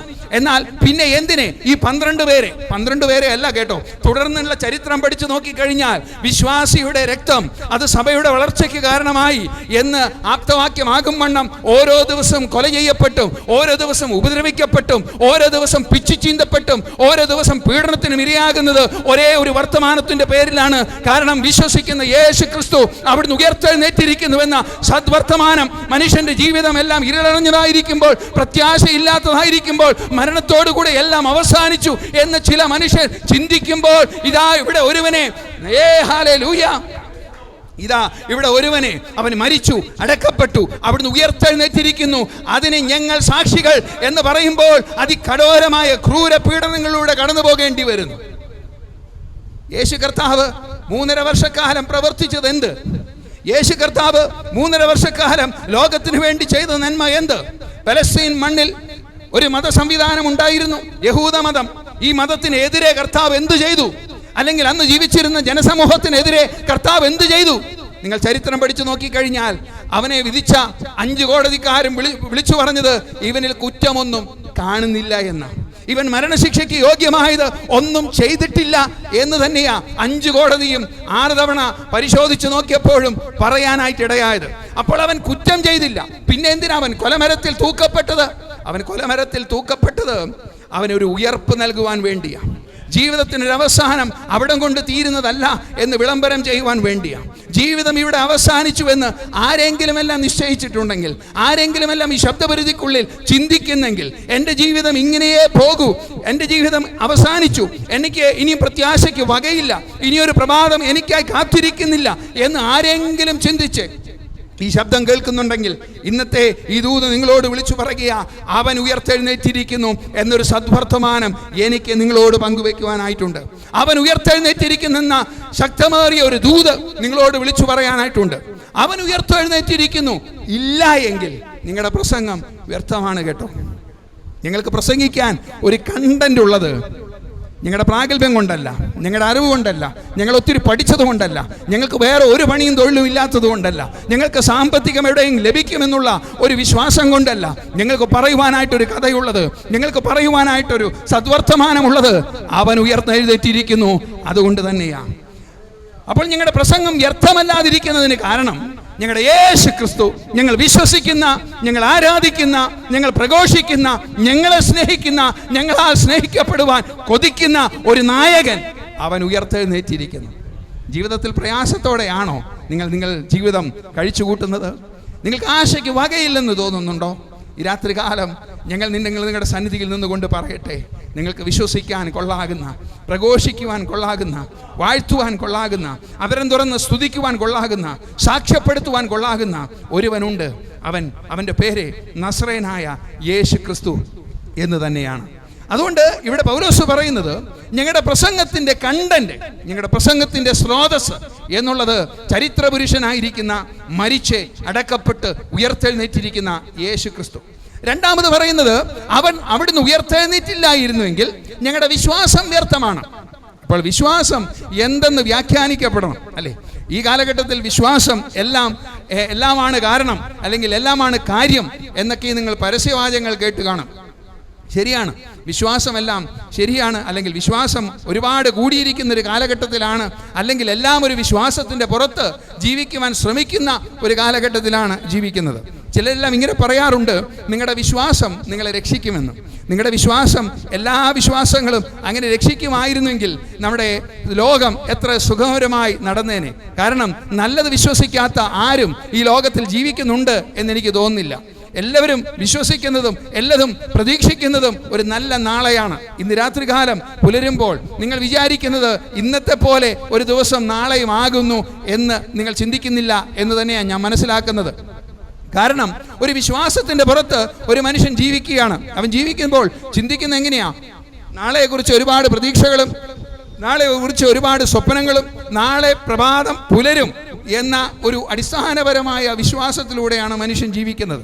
അങ്ങനെ ഒരു വിശ്വാസം മനുഷ്യനെ രക്ഷിക്കുമോ? നിങ്ങൾ വല്ലപ്പോഴും ചിന്തിച്ച് നോക്കണം. അല്ലെങ്കിൽ ദൈവങ്ങളെക്കുറിച്ചുള്ള ഒരുപാട് കാഴ്ചപ്പാടുകൾ ഉള്ള ഒരു കാലഘട്ടത്തിലാണ് നമ്മൾ ജീവിക്കുന്നത്. മനുഷ്യനും ദൈവമാകുന്നു, അനവധിയായിട്ടുള്ള മനുഷ്യന്മാർ ദൈവ അവതാരങ്ങളായി വരുന്നു, അല്ലെങ്കിൽ അപ്രകാരമുള്ള ചിന്തകളൊക്കെയും മനുഷ്യൻ്റെ ജീവിതത്തിൽ ഉണ്ടാകുന്നു. ഇതൊക്കെ മനുഷ്യനെ രക്ഷിക്കാറുണ്ടോ? ഇതൊക്കെ മനുഷ്യനെ സത്യമായിട്ടും രക്ഷിക്കുമോ? നിങ്ങൾ ചിന്തിച്ചു നോക്കണം. അപ്പോൾ വിശ്വാസത്തിൻ്റെ അടിസ്ഥാനം വേണം, വിശ്വാസത്തിൻ്റെ ഒരു ആധാരം വേണം. വിശ്വസിക്കുവാൻ കൊള്ളാകുന്ന യേശു ക്രിസ്തുവാണ് എന്ന് പറയുവാനുള്ള കാരണം തൻ്റെ ജീവിതത്തിൽ താൻ പറഞ്ഞതുപോലെ താൻ ജീവിച്ചു. തൻ്റെ മരണത്തിൽ കൂടെ തന്നെക്കുറിച്ച് താൻ ആദ്യമായി മനസ്സിലാക്കിയതുപോലെ താൻ മരിച്ചു. തൻ്റെ ഉയർപ്പിൽ താൻ എന്തൊക്കെയും പറഞ്ഞു വെച്ചുവോ തൻ്റെ ഉയർപ്പിനെ കുറിച്ചിട്ട് അതുപോലെ താൻ ഉയർത്തെഴുന്നേറ്റു. കർത്താവിൻ്റെ വചനം അങ്ങനെയാ പറയുന്നത്. കർത്താവ് പഠിപ്പിച്ചതുപോലെ ജീവിച്ചു, പറഞ്ഞതുപോലെ പ്രവർത്തിച്ചു. കർത്താവ് പഠിപ്പിച്ചതുപോലെ ജീവിച്ചെങ്കിൽ, പറഞ്ഞതുപോലെ പ്രവർത്തിച്ചെങ്കിൽ അനുകരിപ്പാൻ കൊള്ളാകുന്ന മറ്റൊരു നേതാവും ഈ ലോകത്തിലില്ല എന്ന് പറയേണ്ടി വരും. കാരണം പലപ്പോഴും നമ്മുടെ സ്വാർത്ഥത നിമിത്തം നമ്മുടെ ആശയങ്ങൾ അത് പ്രബലമാകുവാൻ വേണ്ടി, നമുക്ക് കുറച്ച് അനുയായികളെ ലഭിക്കുവാൻ വേണ്ടി, നമുക്ക് കുറച്ച് സ്ഥാനമാനങ്ങൾ ലഭിക്കുവാൻ വേണ്ടി എന്തെങ്കിലും ആശയങ്ങളെല്ലാം വിളിച്ചു പറയാൻ കൊള്ളാം. പക്ഷേ ആശയത്തെ പോലെ ജീവിച്ചു തീർക്കുവാൻ വളരെയധികം പ്രയാസമാണ്. അതുകൊണ്ട് ചിലതെല്ലാം ഒളിച്ചും ചിലതെല്ലാം മറച്ചും ഒക്കെയും വെക്കുന്ന ഒരു യാഥാർത്ഥ്യ ജീവിതമാണ് ഈ കാലഘട്ടത്തിൽ കാണുന്നത്. എന്നാൽ യേശു ക്രിസ്തു വിശ്വാസത്തിൻ്റെ കാരണമായി തീരുന്നത് അവൻ പറഞ്ഞതുപോലെ പ്രവർത്തിച്ചു. അവൻ ചെയ്തതൊന്നും മറ്റാർക്കും അനുകരിപ്പാൻ കഴിയാതെ വണ്ണം അതിശ്രേഷ്ഠമായത്, ഉന്നതമായത് കർത്താവ് ചെയ്തു. മാത്രമല്ല അവിടുന്ന് സ്വർഗത്തിലേക്ക് കയറിപ്പോയി എന്നേക്കും പുരോഹിതനായി വാണുകൊണ്ട് ജനത്തിനു വേണ്ടി പക്ഷപാതം ചെയ്യുന്ന, ജനത്തിനു വേണ്ടി നിത്യരക്ഷ വരുത്തി തീർക്കുന്നവനായി തീർന്നു. അപ്പോൾ വിശ്വസിക്കുവാൻ ആധാരമായിരിക്കുന്ന കൊള്ളാകുന്ന ഒരുവൻ നിങ്ങളുടെ കാലഘട്ടത്തിൽ, നിങ്ങളുടെ ജീവിതത്തിൽ അപ്രകാരം ആരെങ്കിലും കണ്ടെത്തിയിട്ടുണ്ടോ? ഇത് തന്നെ നിങ്ങൾ വിശ്വസിച്ചു കൊള്ളണമെന്നൊന്നും ഞങ്ങൾ നിർബന്ധം പറയത്തില്ല. നിങ്ങളുടെ ജീവിതത്തിൽ നിങ്ങൾക്ക് ശോധന കഴിക്കാം. നിങ്ങളുടെ ചരിത്രപരതയായിട്ടും നിങ്ങളുടെ സാമൂഹികമായിട്ടുള്ള പശ്ചാത്തലത്തിലും നിങ്ങൾ മനസ്സുകൊണ്ട് മനസ്സിലാക്കിയും വിചാരിച്ചും ചിന്തിച്ചും കൊണ്ട് കർത്താവിൻ്റെ വചനം ശരിയാണോ, ഇത് വിശ്വാസയോഗ്യമാണോ എന്ന് നിങ്ങൾ പരിശോധിച്ച് നോക്കണം. കർത്താവിൻ്റെ വചനത്തിൽ ഇപ്രകാരം ഒരു വാക്യം ഇങ്ങനെ പറയുന്നു: അവിടുന്ന് നല്ലവനാണെന്ന് രുചിച്ചറിയണം. അവിടുന്ന് നല്ലവനാണെന്ന് രുചിച്ചറിയണം. കണ്ടറിയണമെന്നല്ല, കേട്ടറിയണമെന്നല്ല, രുചിച്ച് തന്നെ അറിയണം. എങ്ങനെയായി രുചിച്ചറിയുന്നേ? നിങ്ങൾ കേട്ടിട്ടുണ്ടോ എങ്ങനെയാണ് രുചിച്ചറിയുക എന്ന്?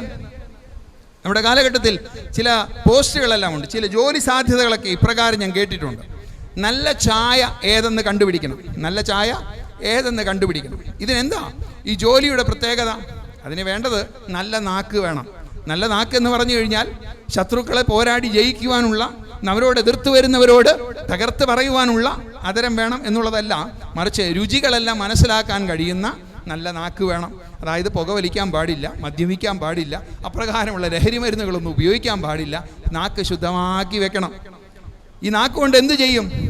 കുറച്ച് ചായ വായിൽ ഇട്ടിട്ട് ഈ വായ മുഴുവൻ ഈ ചായ കൊണ്ട് അങ്ങ് കുൽക്കുഴിയും. നന്നായി എല്ലാ ഭാഗത്തേക്കും ഈ ചായ എത്തത്തക്ക രീതിയിൽ ആക്കും.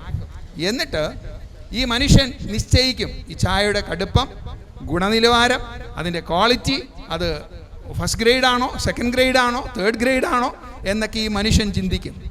ആ മനുഷ്യൻ്റെ വായിലുള്ള എല്ലാ രസമുകളങ്ങളിലും ഈ ചായ അങ്ങ് എത്തിച്ചേർന്ന് അതിൻ്റെ രസമെല്ലാം നൊട്ടി നുകർന്ന് അതിനെ വിലയിരുത്തും. സങ്കീർത്തനക്കാരൻ പറയുക, നിങ്ങൾ ദൈവത്തെ അറിയണമെന്ന് അന്വേഷിക്കുന്നുണ്ടോ, അല്ലെങ്കിൽ ദൈവം നല്ലവനാണോ എന്ന് നിങ്ങൾക്ക് അറിയണമോ, അവനെ ഇതുപോലെ രുചിച്ചറിയണം. രുചിച്ചറിയാന്ന് വെച്ച് കഴിഞ്ഞാൽ അവനെ ആഴെ മനസ്സിലാക്കി, ആഴെ അനുഭവിച്ച്, ആഴെ അറിഞ്ഞ് അവനെ നിങ്ങൾ മനസ്സിലാക്കണം. മനസ്സിലാക്കുന്ന ഇപ്രകാരമായിരിക്കും: അവനോളം നല്ലവൻ വേറെ ആരുമില്ല. അവനോളം കൊള്ളാകുന്നവൻ വേറെ ആരുമില്ല. അവനോളം വിശ്വാസയോഗ്യൻ മറ്റാരുമില്ല. വിശ്വാസത്തിൻ്റെ ആധാരം ഇവിടെ പൗലോസ് അപ്പോസ്തലൻ പറയുന്നത് കർത്താവ് ഉയർത്തെഴുന്നേറ്റിരിക്കുന്നു. കർത്താവ് ഉയർത്തെഴുന്നേറ്റിരിക്കുന്നു എൻ്റെ വിശ്വാസമായി തീരുവാനുള്ള കാരണം മത്തായി സുവിശേഷം 28 അധ്യായം അതിൻ്റെ 5-6 വാക്യങ്ങളിൽ ഇങ്ങനെ പറയുന്നു. ആ രാത്രി, ആ പ്രഭാതത്തിൽ, പുലർച്ചെ നന്ന ഇരുളുള്ള സമയത്ത് ഇങ്ങനെ സംഭവിച്ചു. അവിടെ ദൂതൻ സ്ത്രീകളോട്, ഒരു ദൂതൻ പ്രത്യക്ഷപ്പെട്ട് യേശു കർത്താവിൻ്റെ ആ ശവശരീരം അന്വേഷിച്ചു വന്ന സ്ത്രീകളോട് ഇങ്ങനെ പറഞ്ഞു, ഭയപ്പെടേണ്ട, ക്രൂശിക്കപ്പെട്ട യേശുവിനെ നിങ്ങൾ അന്വേഷിക്കുന്നു എന്ന് ഞാൻ അറിയുന്നു. അവനിവിടെ ഇല്ല. താൻ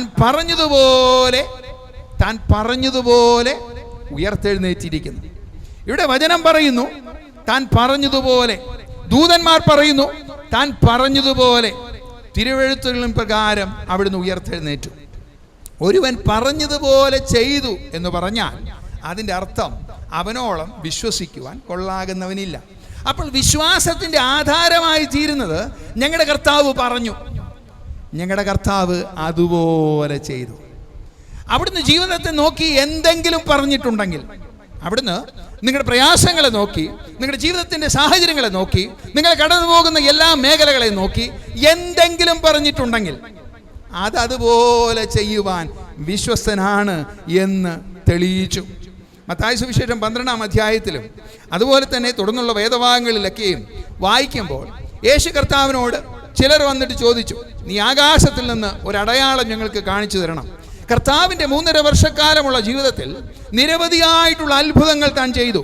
യോഹന്നാൻ ഇപ്രകാരം രേഖപ്പെടുത്തി, അവൻ ചെയ്ത അത്ഭുതങ്ങളെല്ലാം രേഖപ്പെടുത്തുവാൻ പ്രയാസമാണ്. എന്നാൽ ഈ എഴുതിയിരിക്കുന്നത് നിങ്ങൾ വിശ്വസിച്ചിട്ട് നിങ്ങൾക്ക് ജീവൻ പ്രാപിക്കേണ്ടതിന് ചിലത് മാത്രം തിരഞ്ഞെടുത്ത് എഴുതിയതേ ഉള്ളൂ. കാരണം ആകാശം മുഴുവൻ അത് പേപ്പറാക്കിയും അല്ലേ, കടലിലെ വെള്ളം മുഴുവൻ അത് മഷിയാക്കിയാലും അവൻ ചെയ്ത പ്രവൃത്തികളെല്ലാം വർണ്ണിച്ചു തീർക്കുവാൻ പ്രയാസമാണ്. ഒത്തിരി അത്ഭുതങ്ങൾ കർത്താവ് ചെയ്തു. എന്നാൽ ഇവിടെ പറയുക, ഈ യഹൂദന്മാർ വന്നിട്ട് പറയുക, ഇനി നീ ആകാശത്തിൽ നിന്ന് ഒരു അടയാളം ചെയ്തു തരണം. അവരോട് മറുപടിയായിട്ട് യേശു കർത്താവ് പറഞ്ഞു, ഒരു യോനാ പ്രവാചകനുണ്ടായ ജീവിത അനുഭവമല്ലാതെ നിങ്ങൾക്കിനി മറ്റൊരടയാളം ലഭിക്കത്തില്ല. എന്താ യോനയ്ക്ക് ഉണ്ടായത്? താൻ 3 രാവും 3 പകലും ആ വലിയ കടലാനയുടെ ഉള്ളിൽ, മത്സ്യത്തിൻ്റെ ഉള്ളിൽ താൻ പാർക്കേണ്ടി വന്നു. തൻ്റെ അനുതാപത്തിനും മാനസാന്തരത്തിനും ഒക്കെ ഉളവായത് യോനായുടെ ആ പുസ്തകത്തിൽ നമുക്ക് വായിച്ചറിയുവാനായിട്ട് കഴിയുന്നു. ഇവിടെ ആ ഒരു അടയാളമല്ലാതെ നിങ്ങൾക്ക് ലഭിക്കയില്ല എന്ന് അവരോട് പറഞ്ഞു. അങ്ങനെ തിരുവെഴുത്തുകളെ നിവൃത്തീകരിപ്പാൻ താൻ പറഞ്ഞു, ഇങ്ങനെ നിങ്ങൾക്കൊരു അടയാളം ലഭിക്കുമെന്ന്. പിന്നീടും നമ്മൾ യോഹന്നാന്റെ സുവിശേഷം 2 അധ്യായം വായിക്കുമ്പോൾ അവിടെയും ചില മതഭക്തന്മാരോട് പറഞ്ഞു, നിങ്ങൾ ഈ മന്ദിരത്തെ പൊളിപ്പീൻ, ഞാനതിനെ 3 നാളുകളെ കൊണ്ട് ഉദ്ധരിക്കും, വീണ്ടും പണിയും. ഉദ്ദേശിച്ചത് തൻ്റെ മരണ പുനരുദ്ധാനത്തെ കുറിച്ചിട്ടാണ് എന്ന് നമുക്കവിടെ വായിച്ചു മനസ്സിലാക്കുവാൻ കഴിയും. മത്തായി സുവിശേഷം 20 അധ്യായം, മത്തായി സുവിശേഷം 16 അധ്യായം, മത്തായി സുവിശേഷം 27 അധ്യായം, ഇവിടെയെല്ലാം യേശു കർത്താവ് താൻ പറഞ്ഞു താൻ യഹൂദന്മാരുടെ കയ്യാൽ കൊലപ്പെടുമെന്നും അവിടുന്ന് 3 ദിവസം കഴിയുമ്പോൾ താൻ മരണത്തെ ജയിച്ചവനായി ഉയർത്തെഴുന്നേൽക്കുമെന്നും. അങ്ങനെ വിശ്വാസത്തിന് ആധാരമാകും വണ്ണം കർത്താവ് എന്തു പറഞ്ഞുവോ അത് ചെയ്തു. അതുകൊണ്ട് എന്നെ കേൾക്കുന്ന ദൈവജനത്തോട് എനിക്ക് പറയുവാനായിട്ടൊരു സന്ദേശത്തിൻ്റെ അടിസ്ഥാനപരമായ വിശ്വാസമുണ്ട്. കാരണം എന്താ? അവൻ പറഞ്ഞതുപോലെ ചെയ്യുന്നവനാണ്. അവിടുന്ന് പറയുന്നത് പോലെ ചെയ്യുന്നവനാണ്. അവിടുന്ന് വിശ്വാസത്തിൻ്റെ പൂർത്തിയായി തീരുന്നത്, വിശ്വാസത്തിൻ്റെ നായകനായി തീരുന്നത്, അതിനെ പൂർത്തി വരുത്തുന്നവനായി തീരുന്നത് താൻ പറഞ്ഞതുപോലെ പ്രവർത്തിക്കുന്നവനാണ് എന്ന് ഓർമ്മപ്പെടുത്തിക്കൊണ്ടാണ്. താഴോട്ട് വീണ്ടും വായിക്കുമ്പോൾ അവിടുന്ന് പറയുന്നു, ദൈവം സത്യവാനാണ്, ദൈവം സത്യവാനാണ്. ദൈവത്തിൽ കള്ളമില്ല, ദൈവത്തിൽ ഭോഷ്കില്ല, ദൈവത്തിൽ വ്യാജമില്ല. വ്യർത്ഥവർത്തമാനം പറഞ്ഞ് മോഹിപ്പിക്കുന്നവനല്ല ദൈവം. ജീവിതത്തിൽ അങ്ങനെ അനുഗ്രഹിക്കാം, ഇങ്ങനെ അനുഗ്രഹിക്കാം, അങ്ങോട്ട് കൊണ്ടുപോകാം, ഇങ്ങോട്ട് കൊണ്ടുപോകുവാം, ജീവിതമെല്ലാം പച്ചയായിരിക്കും, ജീവിതം എന്നും അനുഗ്രഹിക്കപ്പെട്ടിരിക്കും എന്ന് വ്യർത്ഥവാക്കുകളാൽ നിങ്ങളെ മോഹപരവശരാക്കി നിങ്ങളെ കുടുക്കിക്കളയുന്നവൻ്റെ പേരല്ല ദൈവം. ഇവിടെ പറയുന്നു ദൈവം അവിടുന്ന് ഉയർപ്പിച്ചുവെന്ന്. തൻ്റെ പുത്രനായിരിക്കുന്ന യേശു ക്രിസ്തുവിനെ താൻ മനുഷ്യരാശിയുടെ വിമോചനത്തിനു വേണ്ടി, മനുഷ്യരാശിയുടെ പാപത്തിൻ്റെ പരിഹാരമായി യേശു ക്രിസ്തുവിനെ താൻ കൊലമരത്തിലേക്ക് ഏൽപ്പിച്ചു കൊടുത്ത ആ പിതാവായിരിക്കുന്ന ദൈവം അവിടുത്തെ ക്രൂരനായതുകൊണ്ടല്ല, മറിച്ച് ആ പാപത്തിന് പരിഹാരം എൻ്റെ ജീവിതം കൊണ്ട് വരുത്തി തീർക്കുവാൻ കഴിവില്ലാത്തത് കൊണ്ട്, എൻ്റെ യാഗങ്ങൾ അതിന് പര്യാപ്തമല്ലാത്തത് കൊണ്ട്, എൻ്റെ നല്ല നടപ്പുകൾ അതിന് പര്യാപ്തമല്ലാത്തത് കൊണ്ട്, എൻ്റെ ദുശീലത്തെ വിട്ടുതിരിയുന്നത് അതിന് പര്യാപ്തമല്ലാത്തത് കൊണ്ട്, എൻ്റെ ക്രിയകളും എൻ്റെ കർമ്മങ്ങളും എൻ്റെ ആചാര അനുഷ്ഠാനങ്ങളും ഒന്നും അതിന് ഉതകാത്തത് കൊണ്ട് നിഷ്കളങ്കനായിരിക്കുന്ന, നിർദോഷിയായിരിക്കുന്ന തൻ്റെ ഏകജാതനായിരിക്കുന്ന പുത്രനെ മനുഷ്യൻ്റെ വീണ്ടെടുപ്പിന് വേണ്ടി തന്നു. മനുഷ്യൻ്റെ വീണ്ടെടുപ്പിന് തന്നു. എന്നാൽ അതിലൂടെ ദൈവം എന്തു ചെയ്തു? പിതാവിൻ്റെ ഇഷ്ടത്തെ നിറവേറ്റുവാൻ വന്ന പുത്രനായിരിക്കുന്ന യേശു ക്രിസ്തു മനുഷ്യരാശിയുടെ പാപമെല്ലാം പേറിക്കൊണ്ട്, എൻ്റെ ദൈവമേ, എൻ്റെ ദൈവമേ, നീ എന്നെ കൈവിട്ടത് എന്ത് എന്ന് ആഴമേറിയ വേദനയിൽ പിതാവായ ദൈവത്തോട് വേർപെട്ടിരിക്കുന്ന ഒരു സാധാരണക്കാരനായ ജഡാവതാരിയായിരിക്കുന്ന, ജഡം ധരിച്ചവരായിരിക്കുന്ന ഈ പുത്രൻ വിളിച്ചു പറയുന്നതിൻ്റെ കാര്യം, അതുവരെ ഉണ്ടായിരുന്ന മനുഷ്യൻ്റെ പാപമെല്ലാം, അന്ന് ജീവിച്ചിരുന്ന മനുഷ്യൻ്റെ പാപമെല്ലാം, മനുഷ്യകുലത്തിൻ്റെ എത്ര ആണ്ട്, എത്ര വർഷം, എത്ര യുഗങ്ങൾ മനുഷ്യൻ ഈ ഭൂമിയിലായിരിക്കുന്നുവോ ആ മനുഷ്യൻ്റെ പാപമെല്ലാം പേറിക്കൊണ്ട് ഒരു നിമിഷം പിതാവിൽ നിന്ന് അകറ്റപ്പെട്ടവനായി തന്നെ താഴ്ത്തി വേഷത്തിൽ മനുഷ്യനായി എന്ന് തിരുവെഴുത്ത് നമ്മെ ഓർമ്മപ്പെടുത്തുന്നു. അങ്ങനെ ഏൽപ്പിച്ചു കൊടുത്ത യാഗത്തെ പിതാവായ ദൈവം തനിക്ക് കുബൂലായി, തനിക്ക് ഇഷ്ടമായി, തനിക്ക് പ്രസാദമായി ആട്ടുകൊറ്റന്മാരുടെ യാഗങ്ങളെക്കാൾ, കാളകളുടെ രക്തത്തെക്കാൾ വിലയേറിയ രക്തമായി മനുഷ്യരാശിയുടെ വീണ്ടെടുപ്പിന് വേണ്ടി നൽകപ്പെട്ട യേശു ക്രിസ്തുവിൻ്റെ രക്തത്തെ പിതാവ് അംഗീകരിച്ചുകൊണ്ട് തൻ്റെ പുത്രനെ ഉയർപ്പിച്ചു. യാഗം പൂർത്തിയാകുന്നത് അതിനെ അനുഗ്രഹിച്ചു എന്ന് വരുന്നത് അതിനെ തുടർമാനമുള്ള അനുഗ്രഹത്തെ കണ്ടുകൊണ്ടാണ്, അല്ലേ? തുടർമാനമുള്ള പ്രവൃത്തിയെ കൊണ്ടാണ്. ഇവിടെ യാഗം യേശു ക്രിസ്തുവായി, സന്തോഷം, യേശു മരിച്ചു. പക്ഷേ യാഗത്തിൽ നിറവേറ്റപ്പെട്ട കാര്യത്തെ യെസ് എന്ന് പറയുന്നത്, വിശ്വസിക്കാൻ കൊള്ളാകുന്നതാകുന്നത് അവൻ്റെ ഉയർപ്പാണ് എന്ന് ഇവിടെ മനസ്സിലാക്കപ്പെടുകയാണ്. അങ്ങനെ ഉയർപ്പിച്ചിരിക്കുന്ന ഒരു പിതാവ് സത്യവാനാണ് എന്ന് മനസ്സിലാക്കണം. അവിടുന്ന് സത്യമാണ്, അവിടുന്ന് പറഞ്ഞതിൻ പ്രകാരം സത്യമാണ്. അവിടുന്ന് പറഞ്ഞതിൻ പ്രകാരം സത്യമാകണമെങ്കിൽ വചനം പറയുന്നത് ഇങ്ങനെയാണ്: അവിടുന്ന് തിരുവെഴുത്തുകളിൻ പ്രകാരം അവിടുന്ന് മരിച്ചു, മൂന്നാം നാൾ തിരുവെഴുത്തുകളിൻ പ്രകാരം ഉയർത്തെഴുന്നേറ്റു. യേശു ക്രിസ്തു പറഞ്ഞു, അവൻ ഉയർത്തെഴുന്നേറ്റു. അതുകൊണ്ട് അവനെ നമുക്ക് വിശ്വസിക്കാം, അവിടുത്തെ നമുക്ക് വിശ്വസിക്കാം. അവിടുന്ന് വിശ്വാസയോഗ്യനാണ്. എന്നാൽ പിതാവ് സത്യവാനാകുന്നത് ആണ്ടുകൾക്ക് മുമ്പ്, യുഗങ്ങൾക്ക് മുമ്പ് എന്ന് വെച്ചാൽ 10,000 വർഷങ്ങൾക്ക് മുമ്പ് തൻ്റെ മകനെ മനുഷ്യരാശിയുടെ വിമോചനത്തിന് വേണ്ടി, അവരുടെ പാപത്തിൻ്റെ ഉദ്ധാരണത്തിന് വേണ്ടി നൽകിക്കൊടുക്കുമെന്ന് പിതാവ് മുൻകൂട്ടി കണ്ടു. അത് പ്രവാചകന്മാരിലൂടെ അരുളി ചെയ്തു. ദേശം കേൾക്കത്തക്കവണ്ണം, ജനം കേൾക്കത്തക്കവണ്ണം കർത്താവ് അരുളി ചെയ്തുകൊണ്ടിരിക്കുന്നു. ഹോശയ്യ പ്രവാചകന്റെ പുസ്തകം 6-ാം അധ്യായം 1-2 വാക്യങ്ങൾ വായിച്ചു കഴിഞ്ഞാൽ അവിടെ പറയുന്നു: വരുവിൻ, നാം യഹോവയുടെ അടുക്കലേക്ക് ചെല്ലുക, അവൻ നമ്മെ കടിച്ചു കീറിയിരിക്കുന്നു, അവൻ സൗമ്യമാകും, അവൻ നമ്മെ അടിച്ചിരിക്കുന്നു, അവൻ മുറിവ് കെട്ടും. 2 ദിവസം കഴിഞ്ഞിട്ട് അവൻ നമ്മെ ജീവിപ്പിക്കും. 2 ദിവസം കഴിഞ്ഞിട്ട് അവൻ നമ്മെ ജീവിപ്പിക്കും. 3-ാം ദിവസം അവൻ നമ്മെ എഴുന്നേൽപ്പിക്കും, നാം അവൻ്റെ മുമ്പാകെ ജീവിക്കുകയും ചെയ്യും. അവിടെ പറയുന്നു 2 ദിവസം കഴിഞ്ഞിട്ട് അവിടുന്ന് നമ്മെ ജീവിപ്പിക്കും. യേശു ക്രിസ്തു 3-ാം ദിവസം ഉയർത്തെഴുന്നേറ്റു. ഇതിന് മുന്നോടിയായി ഇസ്രായേൽ ജനത്തിനുണ്ടായ അനുഭവത്തെ യേശു ക്രിസ്തുവിൻ്റെ പുനരുത്ഥാനത്തോടുള്ള ബന്ധത്തിൽ പ്രവചനാത്മകമായി പ്രവാചകനായിരിക്കുന്ന ഹോശയ്യ യുഗങ്ങൾക്ക് മുമ്പ് എഴുതി വച്ചിരിക്കുകയാണ്. ഇങ്ങനെ ഒരു സംഭവം നടക്കാനായിട്ടിരിക്കുന്നു.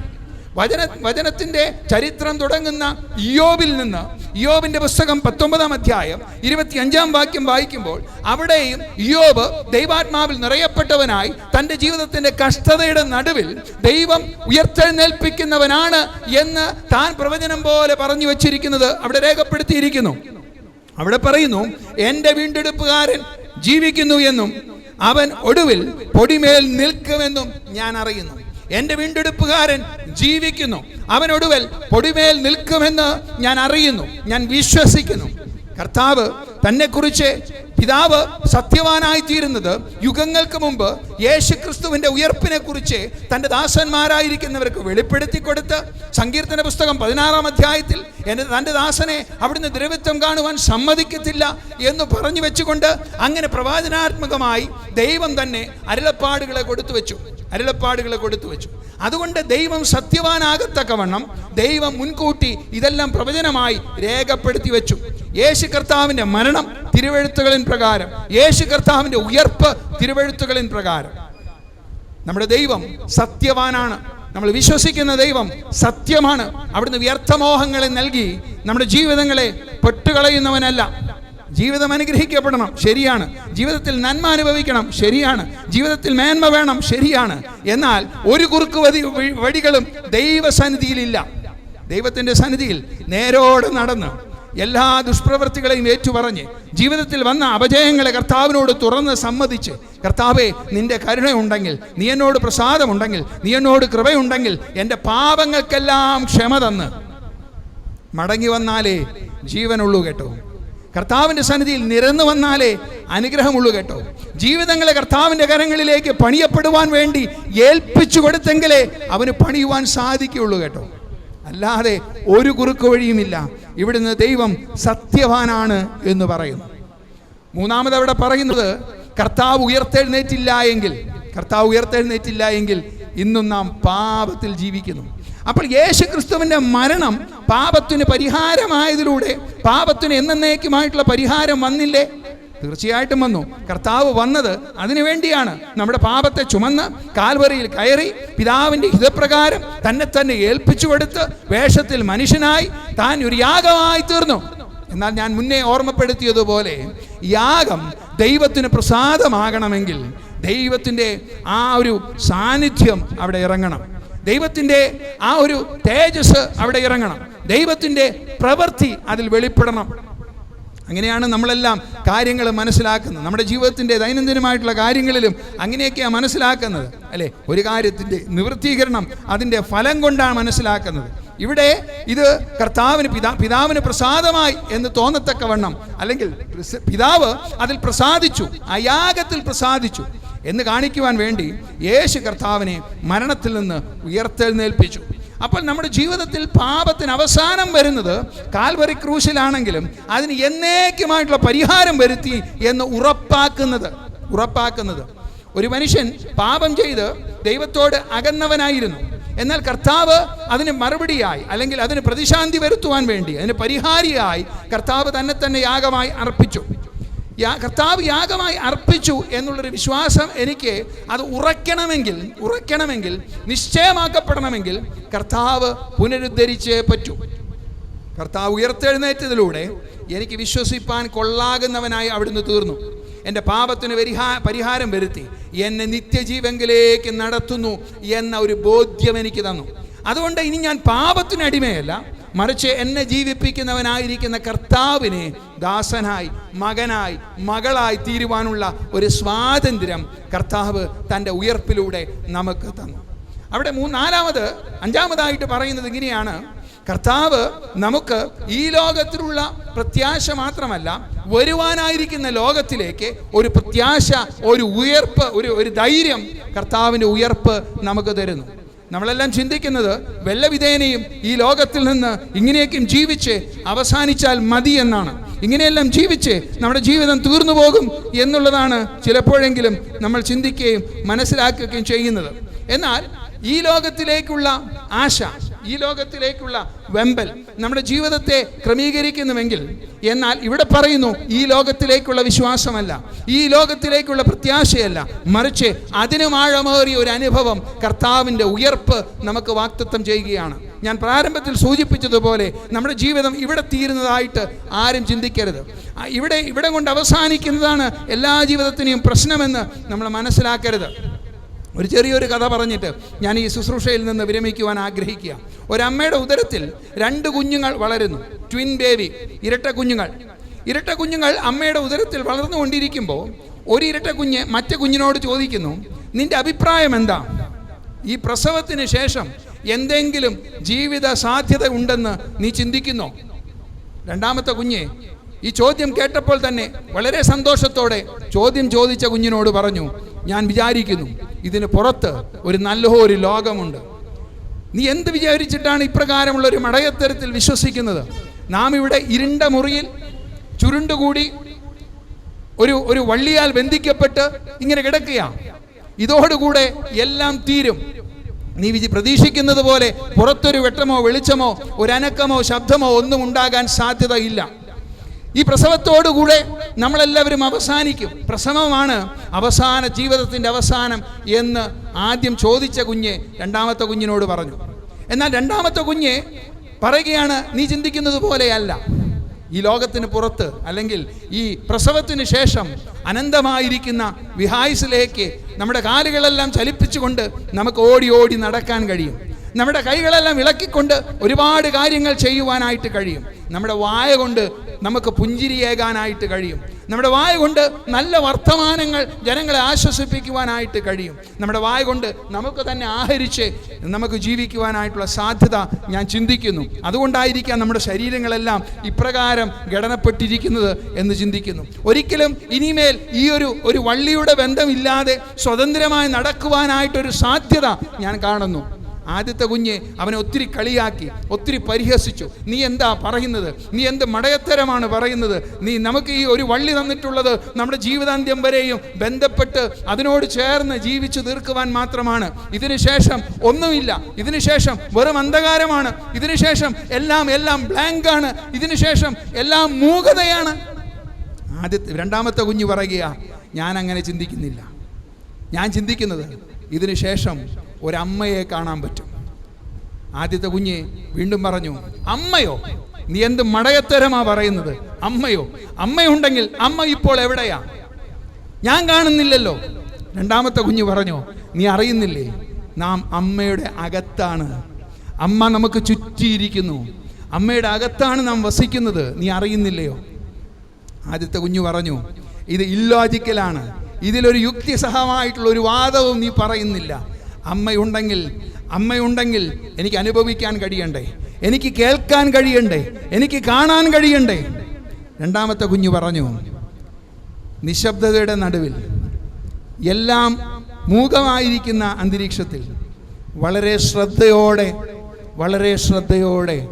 നീ കാതോർത്താൽ അമ്മയുടെ വാത്സല്യ സ്നേഹത്തിൽ നിന്ന് മകനെ, മകളെ എന്ന് വിളി കേൾക്കാനായിട്ട് കഴിയും. ഒരു ജീവിതത്തിൻ്റെ അപ്പുറമുള്ളൊരു ജീവിതമുണ്ടോ? ഈ കഥാകൃത്ത് പറഞ്ഞു വെച്ചത് അതിനെക്കുറിച്ചാണ്. നമ്മുടെ ഈ കാലഘട്ടത്തിൽ ജീവിക്കുമ്പോൾ നമ്മൾ വിചാരിക്കുന്നത് ഇവിടം കൊണ്ട് അവസാനിക്കും, ഇവിടം കൊണ്ട് തീരാവുന്നതേ ഉള്ളൂ ജീവിതം, ഇവിടത്തിനപ്പുറമായിട്ട് യാതൊന്നുമില്ല, എല്ലാം ശൂന്യമാണ്, എല്ലാം മൂകതയാണ്, എല്ലാം ഒരു അന്ധകാരത്തിലുള്ള യാത്രയാണ് എന്നൊക്കെയാണ് വിചാരിച്ചു വെച്ചിരിക്കുന്നത്. എന്നാൽ രണ്ടാമത്തെ കുഞ്ഞു പറഞ്ഞതുപോലെ ഒന്ന് ശാന്തമായാൽ, ഒന്ന് പ്രയാസങ്ങളിൽ നിന്നെല്ലാം കണ്ണെടുത്താൽ, നിന്നെ മകനെ, നിന്നെ മകളെ എന്ന് വിളിക്കുന്ന ഒരു ശബ്ദം നിനക്ക് ഹൃദ്യമായി കേൾക്കാനായിട്ട് കഴിയും. അത് നിന്റെ സൃഷ്ടാവിൻ്റെ ശബ്ദമാണ്. നിന്നെ നിർമ്മിച്ചുണ്ടാക്കിയവന്റെ ശബ്ദമാണ്. നിന്നെ മെടഞ്ഞുണ്ടാക്കിയവന്റെ ശബ്ദമാണ്. നിന്നെ ആകത്തുക അറിയുന്നു എന്ന് പറയുന്ന ഏക ഒരുവന്റെ ശബ്ദമാണ്. നിന്നെ പേർ ചൊല്ലി വിളിക്കുന്നവൻ, നീ എൻ്റേതാണെന്ന് അവകാശപ്പെടുന്നവൻ, നീ എനിക്കുള്ളവനാണ്, നീ എനിക്കുള്ളവളാണ് എന്ന് പറയുന്നവൻ, നിന്നെ പ്രാണലോളം സ്നേഹിച്ച് തൻ്റെ ജീവനെ തന്ന് വിലക്ക് മേടിച്ച ഒരുവന്റെ ശബ്ദം സൂചിപ്പിക്കുന്നത് യേശു കർത്താവിൻ്റെ പുനരുദ്ധാനം. അത് അനന്തമായ സാധ്യതകളിലേക്ക്, പിതാവായ ദൈവത്തിൻ്റെ സന്നിധിയിലേക്ക് യുഗായുഗം വാണ് അവിടുത്തെ മുഖാമുഖം ദർശിച്ച് ആരാധിച്ച് അവനെ സ്നേഹിക്കുന്ന, അവൻ്റെ സ്നേഹത്തിൻ്റെ നിറവിൽ നിന്ന് നിറഞ്ഞ് കവിയുന്ന അളവിൽ അവനുമായിട്ടുള്ള സഖ്യത്വത്തോടെ ജീവിക്കുന്ന ഒരു അനുഭവത്തെ സൂചിപ്പിക്കുകയാണ്. എന്നെ കേൾക്കുന്ന പ്രിയ ദൈവമക്കളെ, നിങ്ങളുടെ വിശ്വാസം ഏതു തന്നെ ആയിരുന്നാലും, നിങ്ങൾ ആരായിരുന്നാലും, നിങ്ങൾ കടന്നു പോകുന്ന ജീവിതത്തിൻ്റെ പ്രയാസങ്ങളും പ്രതിസന്ധികളും എന്തു തന്നെ ആയിരുന്നാലും, ഈ രാത്രിയുടെ സമയത്ത് ഒരു ഉയർപ്പിൻ്റെ സന്ദേശം ഞങ്ങൾക്ക് നിങ്ങളോട് അറിയിപ്പാനായിട്ടുണ്ട്. ഒരു പ്രത്യാശയുടെ സന്ദേശം ഞങ്ങൾക്ക് നിങ്ങളോട് പങ്കുവയ്ക്കുവാനായിട്ടുണ്ട്. ഒരു വിശ്വാസത്തിന് ആധാരമായിരിക്കുന്ന ഒരു ദൈവത്തിൻ്റെ വിശ്വാസത്തെ നിങ്ങളോട് പങ്കുവയ്ക്കുവാനായിട്ടുണ്ട്. ഒരു സത്യവാനായിരിക്കുന്ന ഒരു ദൈവത്തെക്കുറിച്ച് ഞങ്ങൾക്ക് നിങ്ങളോട് പങ്കുവയ്ക്കുവാനായിട്ടുണ്ട്. നിങ്ങളുടെ ജീവിതം ഇവിടം കൊണ്ട് അവസാനിക്കുന്നതല്ല കേട്ടോ. നിങ്ങളുടെ പ്രയാസങ്ങൾ ഇതിനോട് നിങ്ങളുടെ ഒരു മരണം വഴിയായിട്ട് തീരുന്നതല്ല കേട്ടോ. നിങ്ങൾക്കായി കാത്തിരിക്കുന്നൊരു നിത്യതയുണ്ട്, കാത്തിരിക്കുന്നൊരു പിതാവുണ്ട്. ആ പിതാവിൻ്റെ സന്നിധിയിൽ നിങ്ങൾ എപ്രകാരം ചെന്ന് ചേർന്ന് നിൽക്കും? എപ്രകാരം നിങ്ങൾ ചെന്ന് ചേർന്ന് നിൽക്കും? നിങ്ങൾ ചിന്തിച്ചിട്ടുണ്ടോ? നിങ്ങളുടെ ജീവിതം അവസാനിക്കുമ്പോൾ എല്ലാം അന്ധകാരവും ശൂന്യമാകുന്നുവെന്ന് ചില ചിന്തകന്മാരെല്ലാം പറഞ്ഞു വെച്ചതുകൊണ്ട് അവസാനിക്കുന്നതല്ല. കാരണം യേശു ക്രിസ്തു മരിച്ചവരിൽ നിന്ന് ഉയർത്തെഴുന്നേറ്റവനായി അവിടുന്ന് എന്നേക്കും പിതാവിൻ്റെ സന്നിധിയിൽ ജീവിക്കുന്നവനാണ്. ആയത് നമുക്കൊരു ഉറപ്പ് നൽകുന്നത് എൻ്റെ ജീവിതം ഇവിടം കൊണ്ട് തീരുന്നതല്ല, ഇതിന് ശേഷം ഒരു ജീവിതമുണ്ടെന്ന്. അങ്ങനെയെങ്കിൽ ജീവിതത്തെ ക്രമപ്പെടുത്തിയിട്ടുണ്ടോ? സത്യവാനായിരിക്കുന്ന, വിശുദ്ധനായിരിക്കുന്ന, പരിശുദ്ധിയിൽ വാസം ചെയ്യുന്നവനായിരിക്കുന്ന ആ പരിശുദ്ധൻ്റെ മുമ്പാകെ ചെന്ന് നിൽക്കുവാൻ എനിക്കും നിങ്ങൾക്കുമുള്ള യോഗ്യത എന്താ?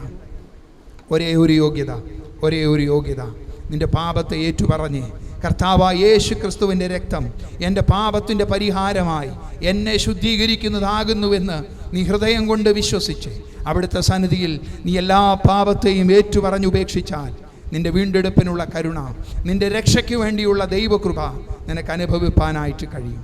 മാത്രമല്ല, നീ അങ്ങനെ ഏറ്റുപറയുന്നെങ്കിൽ, നിന്റെ പാപത്തെക്കുറിച്ച് നേരോടെ സത്യത്തോടെ നീ അനുദപിച്ച് കർത്താവിൻ്റെ സന്നിധിയിൽ ഏൽപ്പിച്ചു കൊടുക്കുന്നെങ്കിൽ അവിടുന്ന് നിന്റെ പാപത്തെ പോക്കി നിന്നെ ശുദ്ധീകരിച്ച് ഇപ്പോൾ മുതൽ ദൈവപൈതലായി ജീവിക്കുവാനുള്ള അധികാരം, അവകാശം കർത്താവിൽ നിന്ന് നിങ്ങൾക്ക് ലഭിക്കും.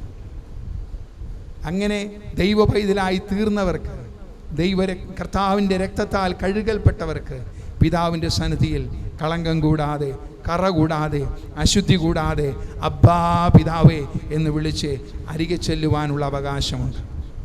എന്നെ കേൾക്കുന്ന പ്രിയ ദൈവജനമേ, നിങ്ങളുടെ തീരുമാനം എന്തായിരുന്നാലും നിങ്ങൾ വളരെ ചിന്തിച്ച്, വളരെ പ്രാർത്ഥിച്ച്, ദൈവസന്നിധിയിൽ നിങ്ങൾ തന്നെ ഏൽപ്പിച്ച്, സത്യവചനത്തിൽ വിശ്വസിച്ച്, സത്യവാനായിരിക്കുന്ന ദൈവത്തിൽ വിശ്വസിച്ച് അവൻ്റെ ഏകജാതനായിരിക്കുന്ന പുത്രനെ കൈക്കൊണ്ടാൽ നിങ്ങൾക്ക് നിത്യജീവനുണ്ട്, അനന്തജീവനുണ്ട്. നിങ്ങൾ ഏൽപ്പിച്ചു കൊടുക്കുമോ? നിങ്ങളുടെ ജീവിതത്തെ ഏൽപ്പിച്ചു കൊടുക്കുമോ? കർത്താവിൻ്റെ രക്ഷയ്ക്കായി, കർത്താവിൻ്റെ സന്നിധിയിൽ വാസം ഒരുക്കുവാൻ പോയിരിക്കുന്ന കർത്താവ് വീണ്ടും വരുമ്പോൾ എന്നെയും ചേർക്കണമേ എന്ന് പ്രാർത്ഥിക്കുമോ?